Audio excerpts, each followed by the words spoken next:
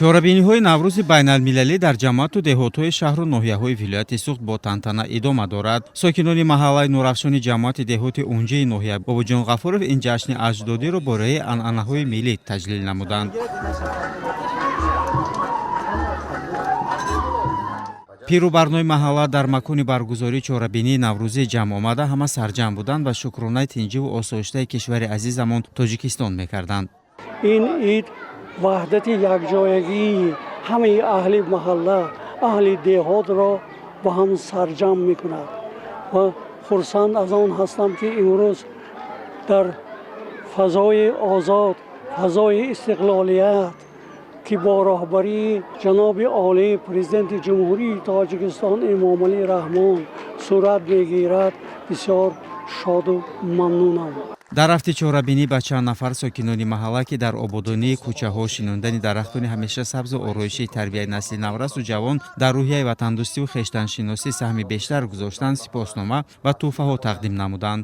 наврасон муждаи баҳор оварданду қисми дигар дар васфи Тоҷикистони соҳиби истиқлол баҳори нозанину айёми кишту кор шеърҳо қироат карданд.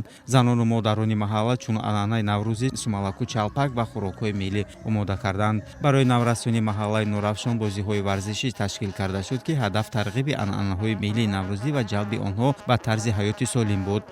замон замони мо шуд, аз кӯшиши пешво шуд. Бо чечак, олам шавад гулпечак. Бо чечак, гули хушрӯи химчак. ҳамин гуна тантанаҳои наврӯзиро сокинони маҳаллаи деҳи болои деҳаи сартухаи ҷамоати деҳоти ёваи ноҳияи Бобоҷон Ғафуров дар якҷоягӣ бо сарбозону афсарони қисми низомӣ таҷлил намуданд. дар ин рӯз аз ҷониби бонувону модарони маҳалла намудҳои гуногуни хӯрокҳои миллӣ, шарбату шириниҳо, кулчаву намудҳои гуногуни нон омода карда шуда пешкаши иштирокдорони чорабинии наврӯзӣ карда шуд. наврӯзи байналмилалии моро асосгузору сулҳу ваҳдати миллӣ, пешвои муаззами миллат муҳтарам Эмомалӣ Раҳмон ба ҷаҳониён муаррифӣ карданд. мо албатта модарон ин анъанаҳоро ба наврасон, ба ҷавононон меомӯзем, ки ин анъанаи наврӯзии мо аз байн наравад.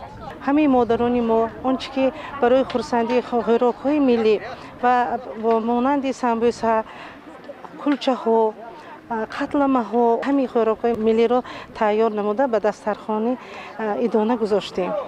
баъди табрики сокинони маҳалла бо наврӯзи фарорасида ба чанд нафар сокинони фаъоли деҳа сипоснома ва тӯҳфаҳои ҷамоати деҳоти мазкур супорида шуд.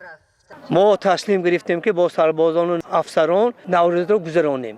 ҷавонони ҳозираро бисёртар барои хизмати модар ватан тайёр шудан. ҳис кардани ватан бояд тарбия кардан лозим меояд. сокинони деҳот, ки тантанаҳои наврӯзии худро бо сарбозону афсарон ҷашн гирифтанд, барояшон хотирмон буд.